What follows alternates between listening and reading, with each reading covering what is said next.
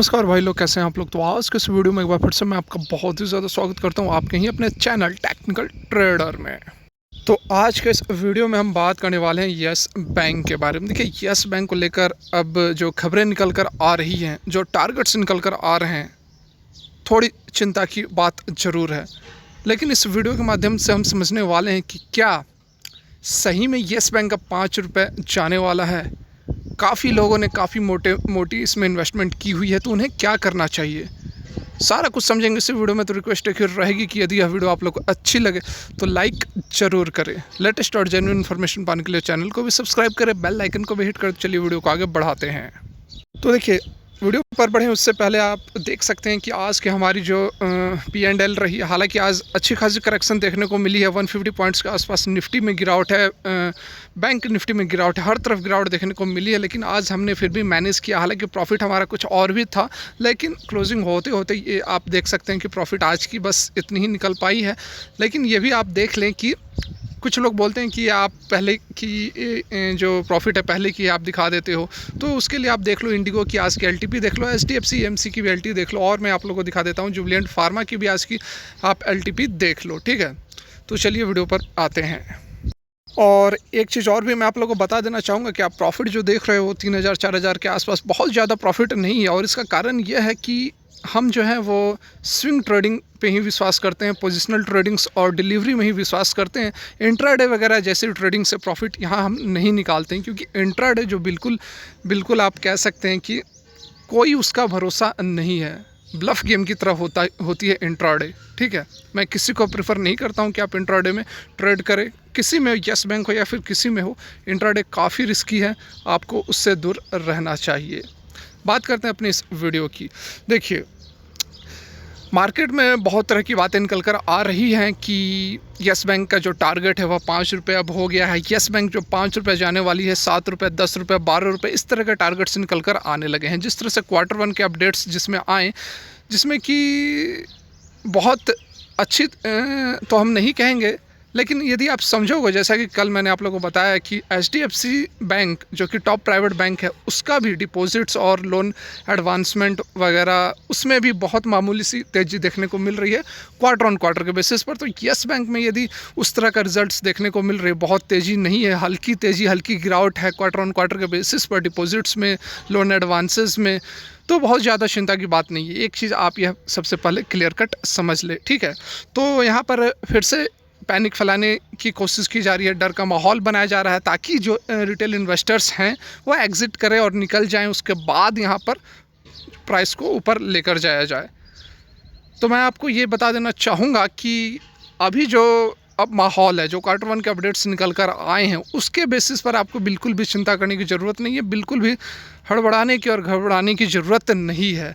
उसका इम्पैक्ट आपको बहुत ज़्यादा देखने को नहीं मिलेगा। आज की यदि हम बात करें तो बैंक निफ्टी में भी अच्छी खासी गिरावट है, लगभग 1.5-2% के आसपास बैंक निफ्टी में गिरावट है, हर एक बैंक में भी गिरावट है। लेकिन यस बैंक में देख सकते हैं कि 5 पैसे की तेज़ी, मामूली तेज़ी, कुछ तेज़ी नहीं है, मतलब कि गिरावट नहीं है, फ्लैट सा यहाँ पर क्लोजिंग हुई है। यदि आप बात करें आज की, तो देख सकते हैं कि बिल्कुल एक रेंज में किसी तरह की मूवमेंट हमें देखने को नहीं मिल रही है। तो देखिए, यहाँ पर अब यस बैंक की जो कंडीशन है वह अलग है, आप बैंक निफ्टी से इसे कंपेयर नहीं कर सकते हैं। बात को समझ रहे हैं? तो देखिए, यहाँ पर इस वीडियो में हम मेनली डिस्कस क्या करने वाले हैं, क्योंकि बहुत सारे लोगों ने मुझे अक्सर कमेंट करते, और कल भी काफ़ी कमेंट्स आई कि सर मैंने 25,000, 30,000, 50,000 तक इन्वेस्ट किया, मतलब 50,000 क्वान्टिटीज़ की बात कर रहा हूँ, रुपए नहीं, 50,000 क्वान्टिटीज़ मैंने ली हुई है, 17 रुपये, 18 रुपये। जब रैली आई थी, ये वाली रैली देखिए, एग्जैक्टली मैक्सिमम लोग इसी समय फंसे हुए हैं। ये वाली जब रैली आई थी, उसके बाद थोड़ी जब गिरावट आई, इस रेंज में जब गिरावट आई, 17-18 रुपये के आसपास जब गिरावट आई, तो लोगों को लगा कि अब यहाँ से फिर से रैली बनेगी और करेक्शन भी हो गई है, तो अच्छा मौका है यहाँ से माल उठाने का। तो उस लेवल पर काफ़ी लोगों ने मोटी मोटी क्वांटिटीज़ उठाई हुई है। तो अब सवाल यही उठ रहा है कि आगे अब हम करें क्या, एग्ज़िट कर ले, होल्ड करें, क्या करें, कुछ समझ नहीं आ रही है। काफ़ी क्यूरीज आई थी कल मेरे को, तो इसलिए मैं आप लोगों के डिमांड पर आज यह स्पेशल वीडियो आप लोगों के लिए लेकर आया हूँ। ठीक है, समझने की कोशिश करिएगा, और बात अच्छी लगे तो कैसे हौसला अफजाई करना है आप जानते हैं। देखिए, सबसे पहले तो बात करनी होगी कि आपने क्वांटिटीज़ कितनी ली हुई है, आपका रेट क्या है। यदि आपने बहुत ऊपर के रेट्स पे नहीं ली है, लगभग यहाँ पर 16-17 रुपये के आसपास आपने क्वांटिटीज़ ली हुई है, मतलब देखिए 50,000, एक भाई ने तो यह भी कमेंट किया कि 50,000 क्वांटिटीज़ ली हुई है 17-18 के आसपास, मतलब कि 8-9 लाख रुपए उन्होंने यस बैंक में लगा दिए हैं। तो मेरे हिसाब से तो ये वाइस डिसीजन नहीं था, बेवकूफ़ी वाला डिसीजन है, क्योंकि इतनी मोटी रकम इस तरह के बैंक में, एग्जैक्टली मैं बोलूँगा इस तरह के बैंक में, और इतनी मोटी रकम लगाना बिल्कुल भी सही नहीं है। अब इस तरह की बैंक क्यों कह रहा हूँ, क्योंकि आप सभी जान रहे हैं कि यस बैंक नॉर्मल बैंक की तरह नहीं है। यहाँ पर यस बैंक 400-500 से गिरता हुआ 5 रुपये तक गया था। अब जो लोगों ने इन्वेस्ट किया है वो तो यही सोच रहे थे कि फिर से हमें 100, 150, 200 तो टारगेट मिल ही जाएंगे, और यदि हम 17-18 रुपये पर लगाते हैं और वो डबल भी हो जाती है तो हमारा 9 लाख 18 लाख रुपए हो जाएंगे 6 महीने साल भर के अंदर। इसी लालच में मैक्सिमम लोग इसमें फंसे हुए हैं। तो जो सच्चाई है उसको आप समझने की और जानने की कोशिश करें। यहाँ पर देखिए, यस बैंक जो है वह भागेगा, नो डाउट भागेगा, लेकिन कितना भागेगा, कब भागेगा, सबसे बड़ा सवाल यही है। तो मैं आप लोगों को बता देना चाहूँगा कि यस बैंक के अंदर फ़िलहाल आपको बहुत बड़ी रैली देखने को नहीं मिलेगी। बहुत बड़ी रैली का मतलब क्या है, 30 रुपये, 40 रुपये, 50 रुपये, 60 रुपये, इस तरह के जो टारगेट्स है मिनिमम आप रखिए कि साल भर के अंदर तो आपको देखने को नहीं मिलेंगे। क्योंकि जो मेन समस्या है इसकी वह एनपीए की, और एनपीए की समस्या 1 साल के अंदर सॉल्व आउट होने वाली नहीं है ना। तो इस कारण से यदि आपने बहुत मोटी रकम लगाई हुई है 17-18 रुपये के आसपास, और आप सोचते हैं कि नहीं मैं तो डबल हो जाऊंगा तभी एग्ज़िट करूंगा, तो फिर आपको जो है बहुत लंबा वेट भी करना पड़ सकता है, और आपका जो कैपिटल है वह 0 रिटर्न देगा, वहीं के वहीं रह जाएगा। तो आपको करना क्या है, मैं उन लोगों के लिए बता रहा हूँ जो कि मोटी क्वांटिटी 17-18 रुपये के लेवल पर लगाए हुए हैं। वो लोगों को क्या करना है कि एक बार मौका आपको ज़रूर मिलेगा। यहाँ यस बैंक में अभी 13-14 रुपये पर चल रही है, तो 2-3 रुपये का जंप लगाकर 16-17 रुपये के आसपास आपको 1-1.5 महीने के अंदर एक जंप आपको देखने को मिलेगी यस बैंक में। आपको क्या करना है कि आपको अपना जो 9 लाख, 10 लाख या फिर 5 लाख भी जिन्होंने लगाया हुआ है, उन्हें अपना 70 से 80% कैपिटल निकाल लेना चाहिए, प्रॉफिट बुक कर लेना चाहिए, या फिर प्रॉफिट बुक नहीं भी करते हैं तब भी अगर लॉस नहीं हो रहा है तो निकल जाना चाहिए। कुछ क्वांटिटीज़ इन्वेस्ट करके रखें, कुछ क्वांटिटीज़ रख सकते हैं, लेकिन बहुत मोटी क्वांटिटीज़ यदि आप इसमें और मोटी अमाउंट यदि यस बैंक में आप इन्वेस्ट करके रखोगे तो आपका होगा क्या कि आपको साल, 2 साल, 3 साल भी वेट करने पड़ सकते हैं। और ऐसे में क्या होगा कि आपका उतना मोटा कैपिटल जो है वह वहीं का पड़ा वहीं का वहीं रह जाएगा, और आपको कोई रिटर्न नहीं मिलेंगे। वहीं यदि आपको कोई प्रॉफिट नहीं भी होती है, फिर भी आप यदि अपना कैपिटल निकाल के किसी अच्छे स्टॉक्स, मतलब कि जिसकी फंडामेंटल सॉलिड है, उस तरह के स्टॉक्स में आप यदि इन्वेस्ट कर देते हैं तो आपको नहीं भी तो कुछ 10-20% के रिटर्न तो आराम से मिल जाएंगे। तो आप बहुत ज़्यादा लालच में नहीं रहें कि मैं तो सीधे 100% का रिटर्न लूँगा, सीधे डबल कर दूँगा, ट्रिपल कर दूँगा। तो इस तरह के लालच में आप फिर से फंस सकते हैं, क्योंकि यस बैंक को अभी यस बैंक में रैली आने में आपको समय लगेगी। जब तक एनपीए की इशू सॉल्व नहीं होगी तब तक यस बैंक में आपको तेज़ी देखने को नहीं मिलेगी। तेज़ी मतलब ये मैं नहीं कह रहा हूँ कि 13 रुपये से है तो या 17, 18, 20 रुपये चला गया तो ये तेज़ी हो गई, ये तेज़ी नहीं हुई। तेज़ी का मतलब है कि यहाँ से आपको 30-40 रुपये के ऊपर की बात की जा रही है। तो उस तरह की रैली देखने में आपको साल 2 साल का समय तो लग जाएगा। तो इतनी मोटी क्वान्टिटीज़ फ़िलहाल आप इसमें इन्वेस्ट करके ना रखें, क्योंकि देखिए यहाँ पर जो समस्या है एनपीए की तो समस्या है ही है, उसके साथ में जिस तरह से 2020 में मार्च में वेल आउट प्लान बनाया गया, किसी तरह से बचाया गया, तो किस्मत यस बैंक की ख़राब इस तरह से रही कि उसके बाद ही फिर से तुरंत यहाँ पर मार्च अप्रैल में फर्स्ट वेव आ गई, उससे किसी तरह निपटा गया, फिर इस साल सेकंड वेव आ गई।